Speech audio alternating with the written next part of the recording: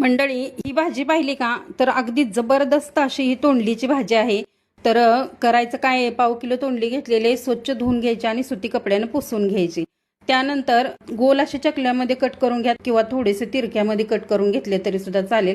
त्यानंतर एका कढईमध्ये थोडंसं सुकं खोबरं आणि त्याचमध्ये शेंगदाणं थोडं अर्धी वाटी घालून तळून घ्यायचं आहे आणि हे थंड करण्यासाठी बाजूला ठेवून द्यायचं। त्यानंतर तोंडली जे आपण कट करून घेतलेले आहेत ते ह्या राहिलेल्या तेलामध्ये फ्राय करून घ्यायची। ही भाजी आहे 3 ते 4 दिवस अगदी आरामात टिकते, तुम्ही प्रवासात सुद्धा घेऊन जाऊ शकता। थंड झालेले शेंगदाणे आणि खोबरे त्यामध्ये लसूण टाकायचा आणि जाडसर असं वाटण करून घ्यायचं। राहिलेल्या तेलामध्ये जिरं मोहरीचा तडका देऊन घ्यायचा। हे वाटण आहे ते यामध्ये टाकून घ्या। सुके मसाले टाकून घ्या, जिरं, त्यानंतर म्हणजे जिऱ्याची पावडर आणि धना पावडर, हळद टाकायची आहे, कांदा लसूण मसाला, काश्मीरी पावडर, हे सगळं मिक्स करून घ्यायचं छान असं परतवून।